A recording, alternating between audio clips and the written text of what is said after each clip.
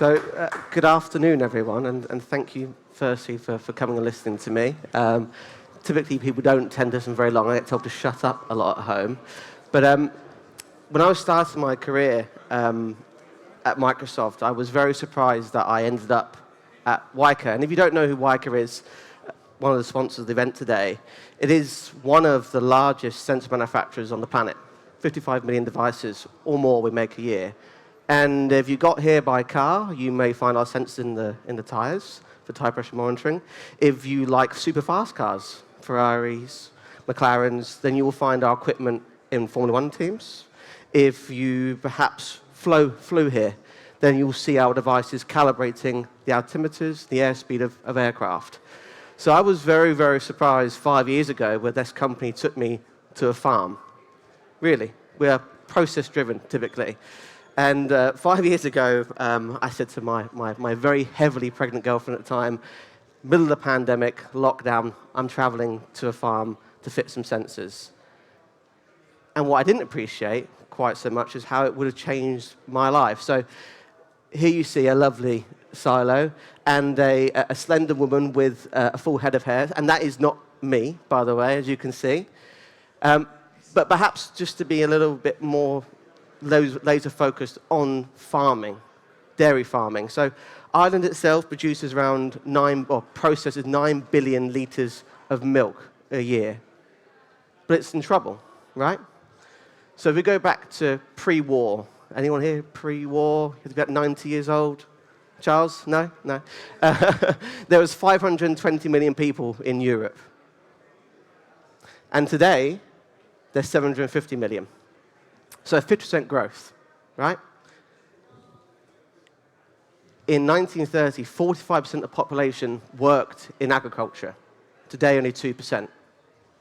So around 300 people here today, lose for every third person, lose them. And out of those two that are left, one feeds the other one. Quite a significant change. There are only 2% of the people here, so 6 people really would feed us all today in those statistics. Quite a big problem. And back then, they're around 38 years old. That's the average age of a farmer in 1930. Today, 57. So what we see is that the world, or Europe in particular, has been fed by the fewest in percentage number of farmers for a larger population with less resources, so water, land, energy, than ever before. And they're growing older. Quite a big problem, isn't it, when you think of it that way? This is there, and do you know what? It's not actually great to see, but dairy farming in Europe turns over is worth 200 billion.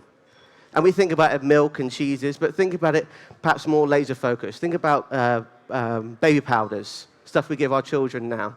We add vitamins to it, perhaps. What about whey products? How our diet has changed for guys that are nice and big and bulky. So it's become a massive part of our diet and our way of life. And what we see here in the top right-hand corner are cows being fed by an automatic milker. So they're coming in with tags around their neck, tagged in, and being fed a portion of feed. All right? They have a 2/3 to 1/3 diet. 1/3 feed, 2/3 grass. And it varies depending on the performance of the cow, right? And then based upon that, they'll produce some milk. The milk will be shipped, sterilized, processed into whatever end product you might want. The issue we find in farming is that for so long it's sort of adopted into robotics, new technology, but seldom has it adopted technology that allows it to flourish as a complete society or a complete industry. So what we started to look at really is the cooperatives. So cooperatives you find in Ireland. Our customer here, they process 1/3 of Ireland's milk. So roughly 3 billion litres. It's quite a lot, actually. And they're in serious problems. If you look to France, you see them driving tractors up and down, dumping manure because they're unhappy. They're under severe pressure. We see now the greenwashing element, typically in farming. No nitrates, no phosphates, no fertilizers on the grass and the fields, so we have to cut down on the amount of cows, which severely impacts the profitability. Less milk, less revenue. We then see the higher cost of that compliance. So having to monitor the waterways, having to monitor logistics chains, it's quite a severe problem. Actually, what we're seeing now is more farms of sole traders go out of business in Ireland than ever before. But people still have to eat. So what you see here is quite a nice example of a truck delivering to the silo. And this silo is completely blind. You know, I'm not sure anyone here could tell me what's in there. And what happens today is this farmer here in the yellow shirt will go up and we'll knock it. If it makes one sound, it's full. One sound, it's empty. But we know, perhaps, with 200, 300 cows, that volume will change immediately. Typically 2 feeds a day. So what do we do to sort these farmers out? How do we provide a solution that isn't worse than the cure? How do we provide a cure that isn't worse than disease?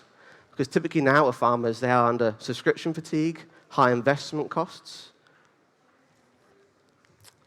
So, in summation, farmers today are time poor, struggling financially, they are asset rich, cash poor, and facing the uncertain future. Lots of regulatory pressure, lots of financial pressure.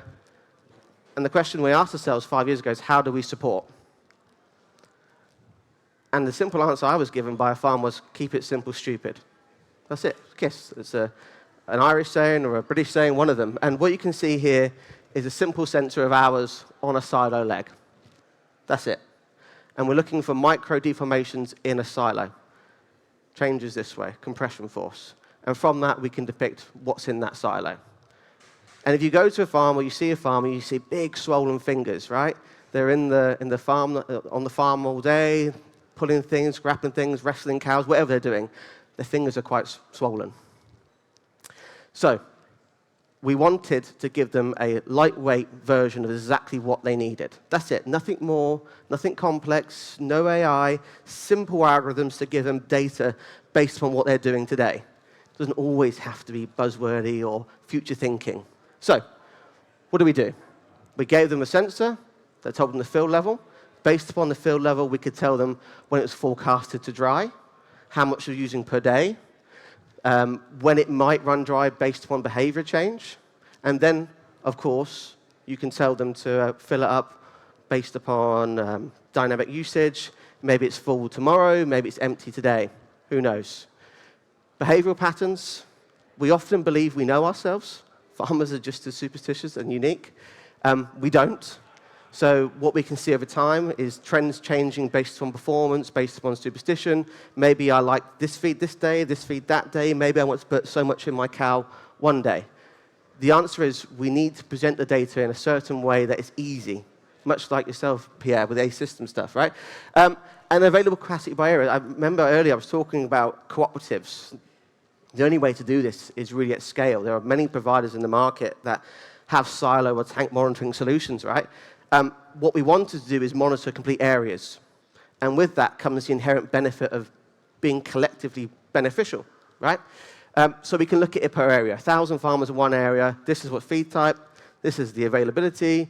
And how can we deliver to them in the fastest way, make sure they're not running out.